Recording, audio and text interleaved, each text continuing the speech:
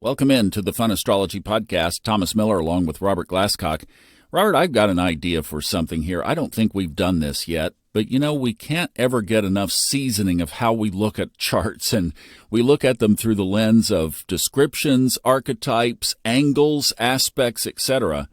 I'd like to camp out here today on the third house, which has so many aspects and elements about it, right? We can think about it of things that are routine, rules, communications, short travel, siblings, neighbors, kind of this potpourri area of a lot of different things. And then what actually triggered this conversation was a couple of episodes back when we did the one about conjunctions and we talked about some of the angles and aspects in the chart, that we say that the ninth house is the higher octave of the third house, yet the ninth house is in opposition to the third, which we established as being a tense kind of pull that you get, like gets you over there. So I'd love to just explore. Let's unpack some stuff around the third and ninth houses in the chart.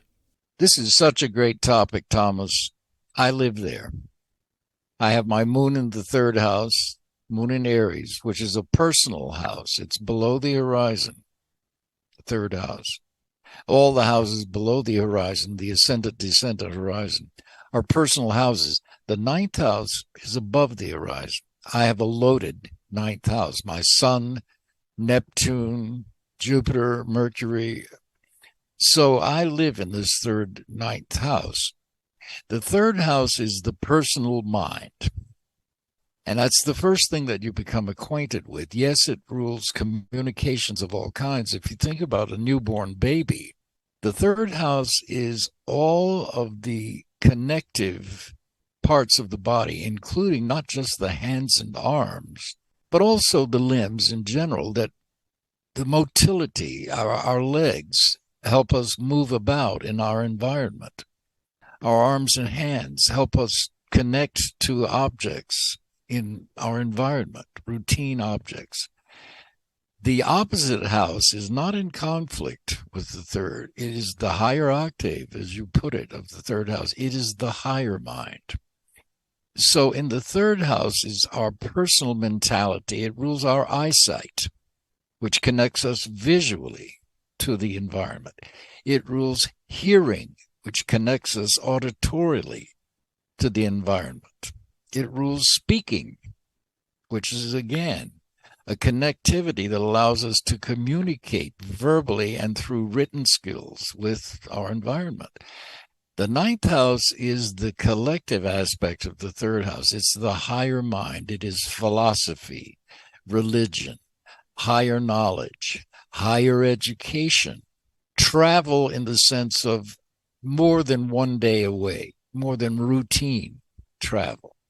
So the ninth house becomes travel to other states, other nations, other countries, globally, and we can do that today through the internet. We don't have to physically go around the world to be around the world. I consult with people all around the world, all the time, which we never could do before the internet.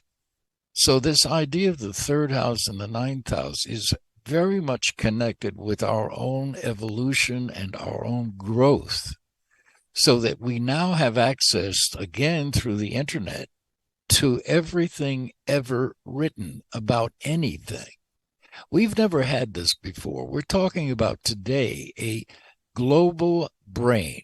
So we are all connected in this way. And I love this third ninth house because it represents not only that interconnectivity and the archetype of travel, but travel in every sense of the word, travel from out of our individual localized mentality and culture and town and city to everybody and every place on the globe. So I love this because it keeps reminding us of our unification with not only each other as human beings, but with the environment and the animals in it.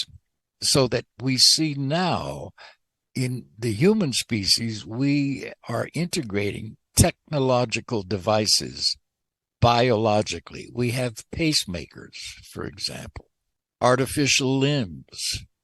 We're going to have artificial brains, small computer chips that will be built into us biologically. So we are evolving into an amalgam of human beings and technological beings in one organism. This is a big leap evolutionary, and you can talk about this philosophically from now until the end of time. It's fascinating to see where we're going. And the environment is changing. The earth is heating up. How are we dealing with this issue? Are we facing it or not? So these are major issues that are all ruled by this third ninth. Now back to real life. The third house rules everything connected, as you mentioned, with routines, especially routine communication and transportation was the word I was looking for. Routine. So the third house rules cars.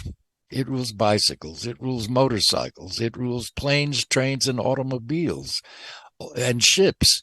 All forms of routine transportation. So we keep being hit with the fact that we are one globe, one planet, one human race, and basically one economy.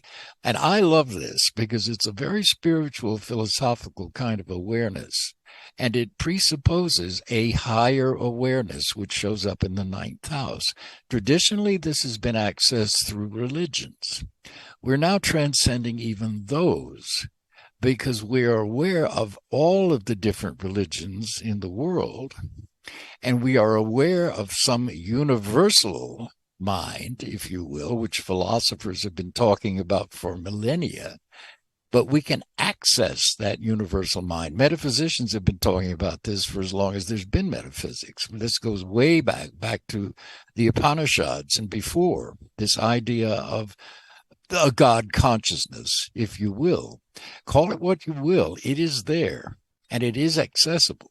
And this is a big part of what you and I do as astrologers, I think, is to communicate this idea that what we see in the horoscope, that snapshot of the solar system at the time we were born, has a meaning that we can then act on.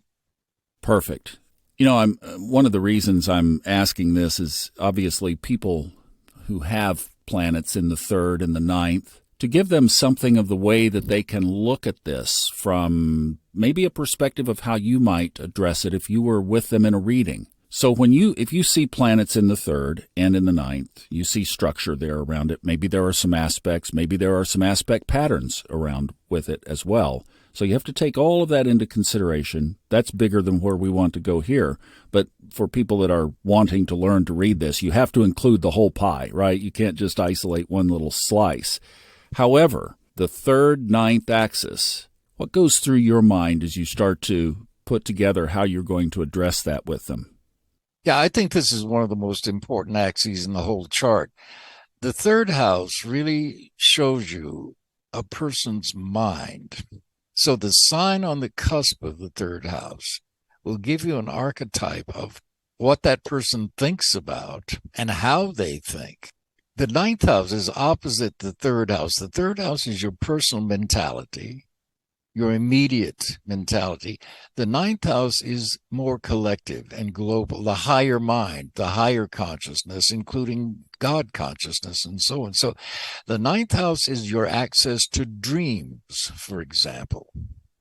It's also the access point for past lives and reincarnation, for example. So that the sign on the ninth cusp will show you a past life, or maybe more than one, if you have a mutable sign up there. And the ruler, the planetary ruler of that ninth house, and that planetary ruler's aspect will give you information about past lives that do affect this life.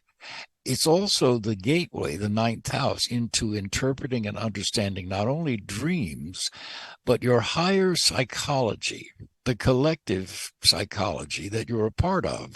We all have the individual psychology, which is what we're born with. I was mentioning my moon in Aries in that house. But depending on what planets and sign are in your third house, that's your personal mentality and how you think, what you think about, how you communicate.